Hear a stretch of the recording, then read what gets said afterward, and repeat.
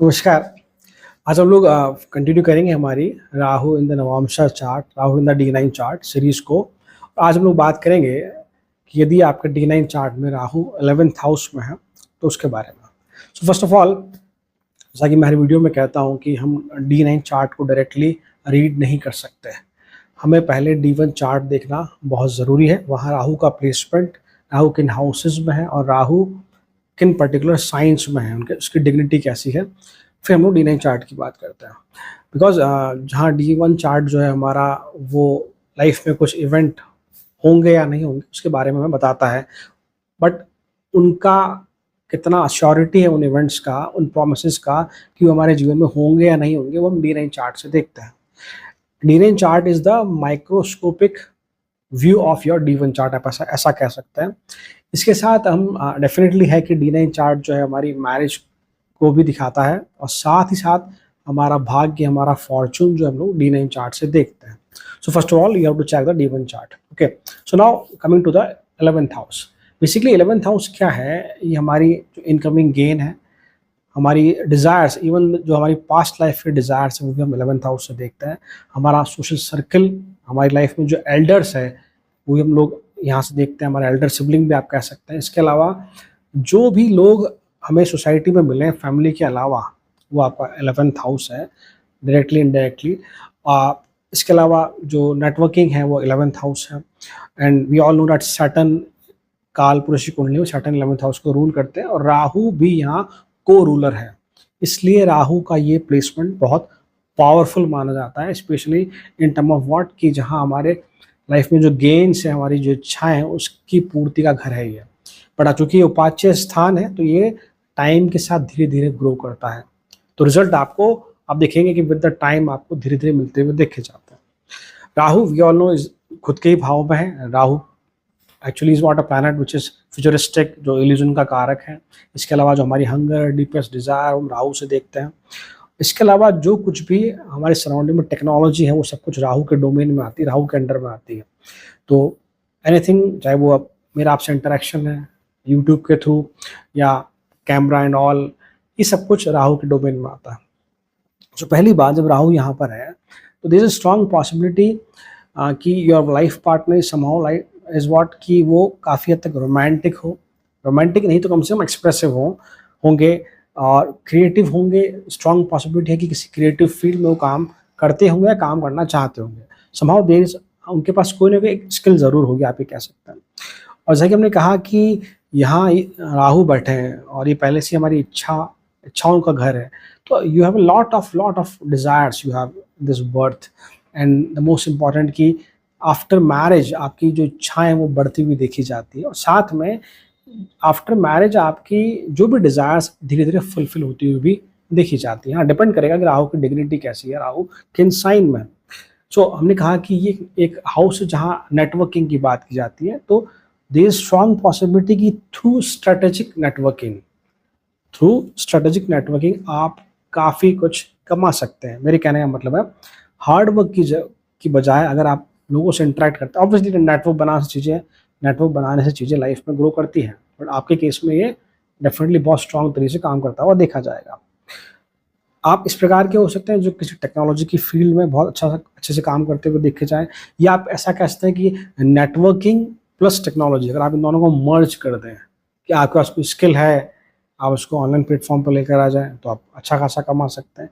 तो वहाँ से आपकी जो इच्छाएँ, स्पेशली जो मटेरियलिस्टिक डिज़ायर्स हैं आपकी, वो पूरी होती हुई देखी जा सकती है। जैसा कि मैंने कहा कि टेक्नोलॉजी प्लस नेटवर्किंग, तो आप ऐसे किसी फील्ड में, आप जैसे कि हम कहते हैं ना एग्जांपल के तौर पे, वैसे तो ये एक बहुत स्ट्रॉन्ग प्लेसमेंट है, एंटरप्रेन्योर प्लेसमेंट जिसे आप कहते हैं कि भाई you have that mindset first of all कि हमें ज़िंदगी भर नौकरी नहीं करनी है या किसी अंडर में काम नहीं करना, हमें खुद का कुछ ना कुछ एस्टैब्लिश करना है।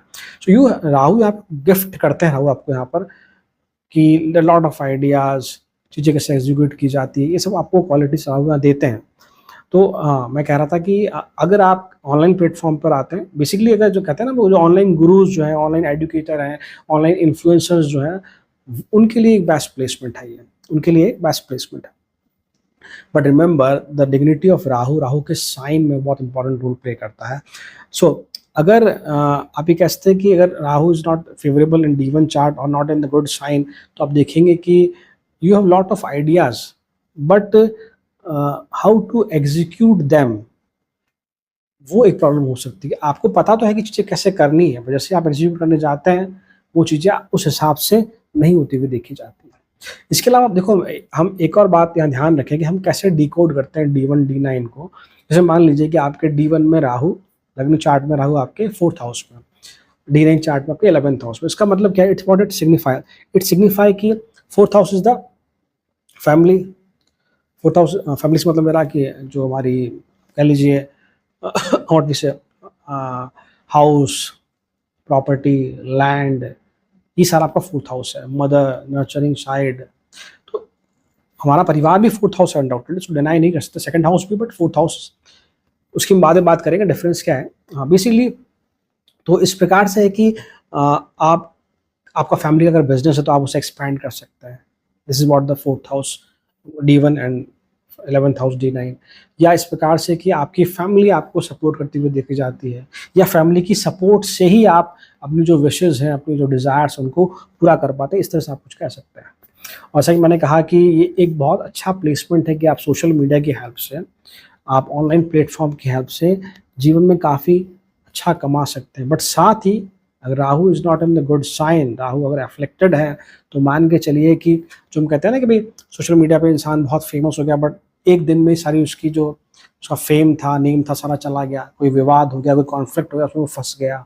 तो इस तरह के सिचुएशन बनते हुए देखे आते हैं when Rahu is in the 11th house. तो you have to be very much cautious about that part.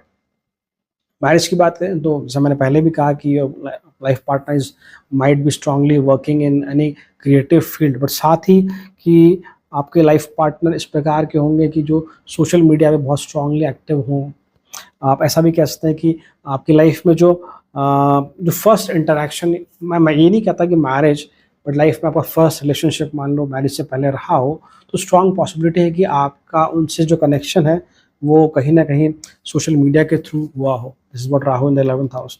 हाँ, एक और बात की, चूंकि राहु यहाँ पे को रूलर है 11वें भाव का, and Rahu activation age is very very important point, strong triggering point is there कि अराउंड 42 के बाद आप देखेंगे आपकी एज में कि जो आपकी इच्छाएं हैं, बहुत सारी जो इच्छाएं, not the desire, the lot of desire जो आपके हैं, वो धीरे धीरे से आप कह सकते हैं कि फुलफिल होती हुई देखी जाती है। बट ऑलवेज रिमेंबर, ये राहु का बहुत स्ट्रॉन्ग प्लेसमेंट है, तो राहु की एनर्जी बहुत डोमिनेंट है यहाँ पर, on both the side, positive side पर भी और नेगेटिव साइड पर भी, क्योंकि राहु ही है वो जो भ्रम का कारक भी है। तो अगर राहु की डिग्निटी सही नहीं है, मैंने बहुत प्रैक्टिकली चार्ट में देखा है कि फिर जो आपका सोशल सर्किल है, आपका जो आपका नेटवर्क है, उसकी वजह से आपको लाइफ में नुकसान होते हुए देखे जाते हैं, या ज़रूरत के टाइम पे आपको हेल्प नहीं करते हैं। The best way is what कि अगर डिग्निटी सही नहीं है, तो आप मान के चलिए कि आपको बिजनेस स्टार्ट करते हैं, आपके परिवार में किसी के साथ या आपके किसी क्लोज वन के साथ, वो आपके साथ चीट कर जाता है, या कैसे न कैसे करके, कहते हैं ना कि हम लोग, वो आपको अपनी बातों में ले लेता है, then you both together just start something new, आप पैसा लगाते हैं अपना, बट रिजल्ट वैसा नहीं आता।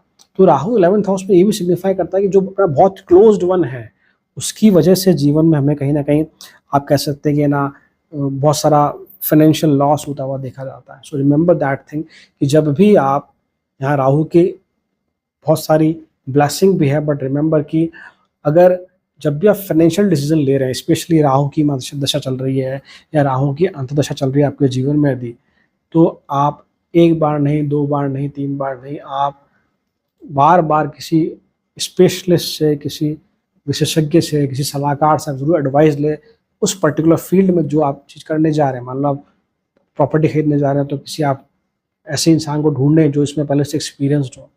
आप बिजनेस करने जा रहे हैं, तो पहले उस बिजनेस को पहले से कोई इंसान चला रहा, तो उससे मिले और उसके जो भी पॉजिटिव नेगेटिव आउटकम की पॉसिबिलिटीज है वो ढंग से जांच करें।